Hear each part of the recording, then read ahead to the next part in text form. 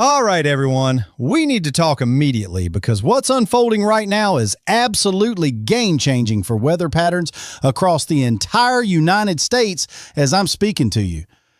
It's Thursday, January 1st, 2026, the very first day of what could be an absolutely wild year for weather.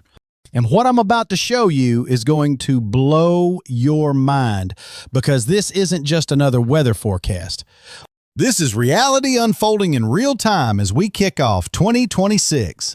We're breaking down exactly why a massive pattern flip is absolutely supercharging into what could be the most volatile January in decades, the critical timing you need to prepare for, and the temperature swings that are going to bury entire communities under unprecedented weather chaos. But here's the thing that should really grab your attention. This energy isn't done with us. Not even close. This same atmospheric monster is already eyeing the entire eastern half of the country, which could mean massive storm systems are brewing on the horizon. We're going to walk through the entire unfolding pattern and the major implications for the eastern states, because what's developing could be the setup we've been waiting years to see. By the way, if you'd like specific weather forecasts for your region or city, please leave them in the comments. I'll answer them individually as time allows. Also, if you like the video and subscribe to my channel, you'd be very grateful. Now, let's move on to what happened during the overnight hours. First things first, let's look at what occurred during New Year's Eve because the situation last night was absolutely wild. Heavy snowfall was pounding North Dakota, Minnesota, Wisconsin, Iowa, Nebraska, Kansas, and Michigan throughout the evening hours. All of these states were dealing with very heavy snow already falling from the sky as millions of people were traveling for New Year's Eve celebrations. We had thunderstorms rumbling down south across Illinois, Indiana, and Missouri as well.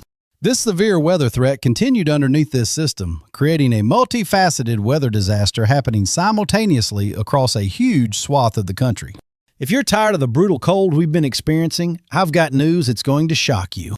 A massive warm-up is officially confirmed for January, and we're talking about temperatures soaring 15 to 25 degrees above normal from Houston all the way up to Minneapolis. This will absolutely hammer everything from Denver straight across to Nashville, from Kansas City up to Chicago, from Oklahoma City over to St. Louis, and from Dallas all the way up to Des Moines. This is the CPC 6 to 10 day outlook.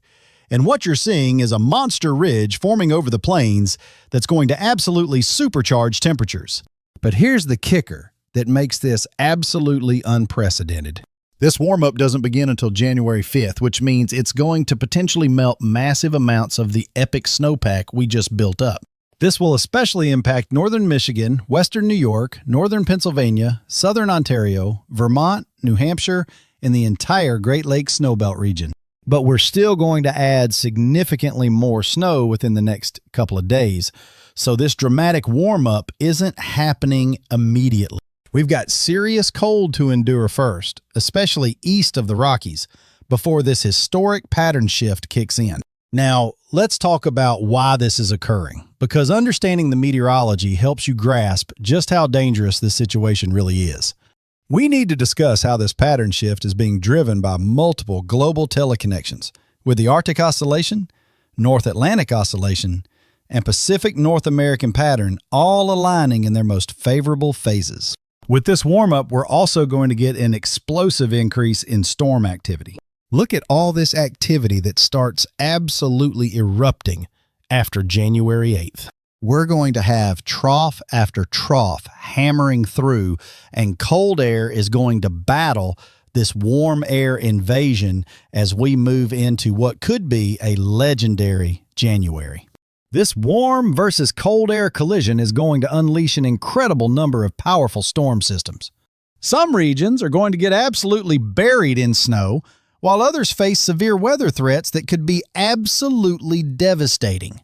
We could see ice storms that cripple infrastructure from Oklahoma straight through Arkansas, Tennessee, Kentucky, and into the Virginias and Carolinas. But before we get too caught up in the future chaos, let's focus on what happened during those absolutely critical overnight hours. If you were traveling for New Year's Eve last night in the Ohio Valley, northern Kentucky, central Pennsylvania, western New York, southern Michigan, or northern Indiana, you experienced exactly what we predicted. Anywhere from Pittsburgh to Buffalo, from Cleveland to Detroit, from Cincinnati to Columbus, from Toledo to Erie, from Akron to Rochester, people faced an immediate and dangerous threat from intense snow squalls. We had been dealing with snow squalls recently, but last night was a completely different level of intensity and danger. This wasn't just heavy snow. This was the kind of squall system that makes travel impossible, that strands people, that creates life-threatening situations for anyone caught outside. Right as this system reached its lowest pressure and highest intensity, and I'm talking about a legitimate bomb cyclone here, we saw heavy snowfall absolutely hammering portions of Wisconsin and the western upper peninsula of Michigan. Once we reached midnight, things really got going for the entirety of that upper peninsula, with heavy, relentless snowfall combined with very strong winds. It was highly probable that we would have legitimate blizzard conditions occurring throughout many of these areas.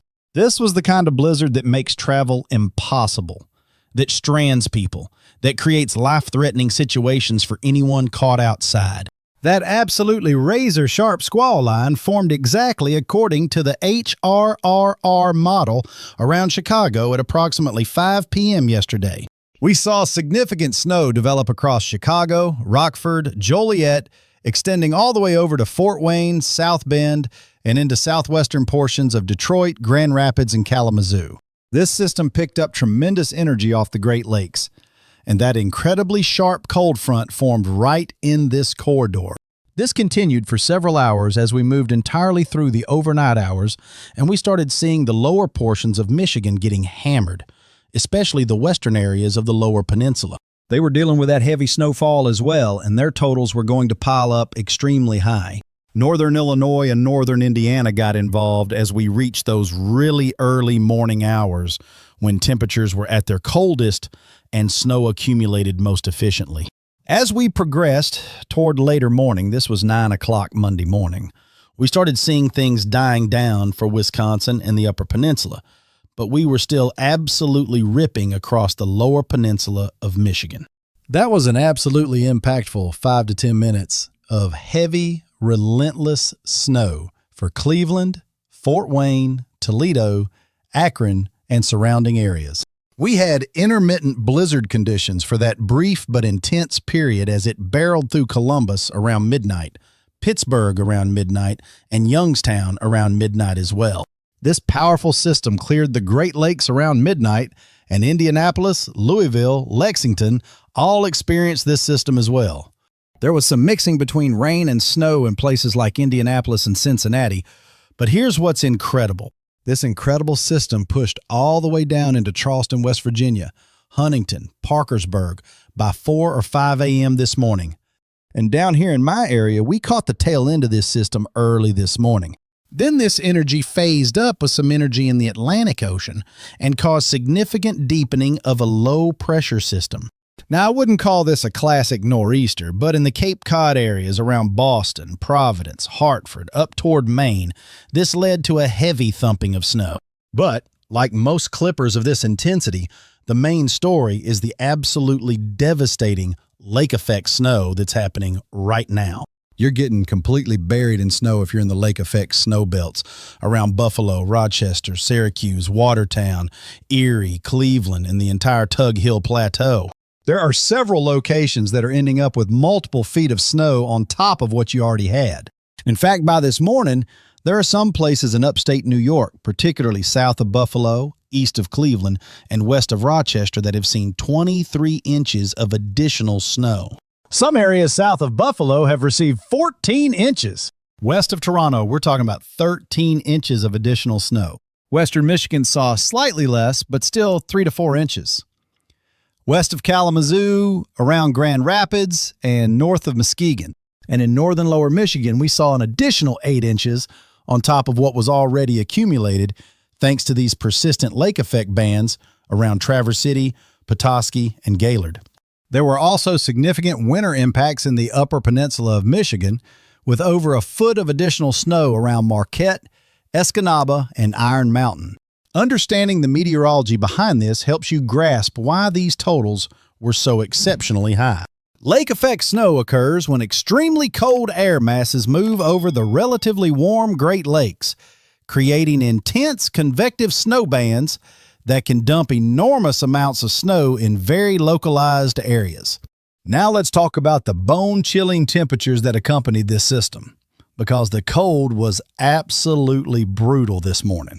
We saw temperatures near Milwaukee, Green Bay, north of Madison, Minneapolis, Duluth, and Fargo that were right around zero or even below zero this morning.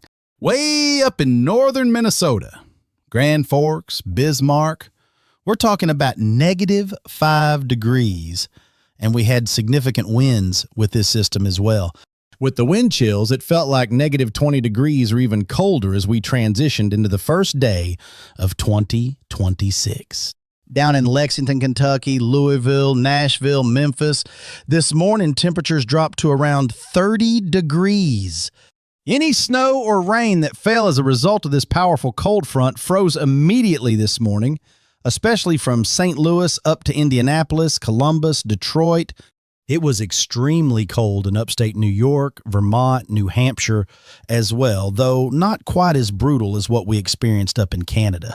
Look at those temperatures, -25 degrees raw temperature without even factoring in wind effects. Now, while we were all dealing with snow and freezing temperatures in the east, they experienced the complete opposite in the west. They warmed up significantly and received substantial Pacific moisture that created thunderstorms in Los Angeles, San Diego, Riverside. The intensity of this western system really ramped up dramatically last night through this morning. This delivered a significant amount of rainfall, potentially 2 to 4 inches of rain, once again in areas where there are recent burn scars around Malibu, Ventura County, and Santa Barbara. We received reports about evacuations being put in place in anticipation of dangerous debris flows. This was another extremely impactful system for our friends in Southwest California. Another 2 to 4 inches of rain, and it wasn't only the rainfall we needed to worry about. We also had severe thunderstorms developing. This morning we saw real convection, genuine thunderstorms that were capable of rotation moving through the Los Angeles area, Orange County, and the Inland Empire. What's absolutely mind-blowing is that on Christmas, we actually had a legitimate tornado in this region. A real confirmed tornado.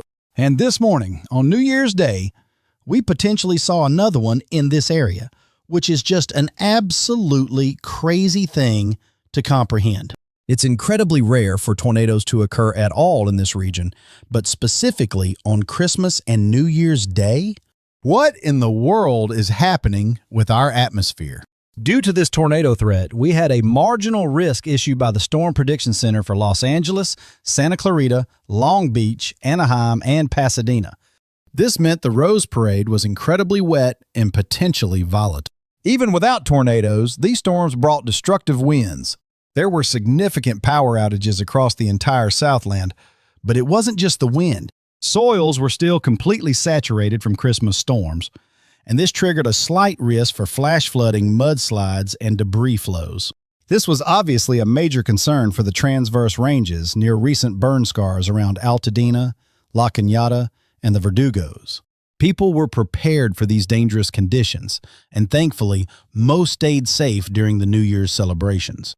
We have quite a few viewers from this area now because it's been so incredibly active.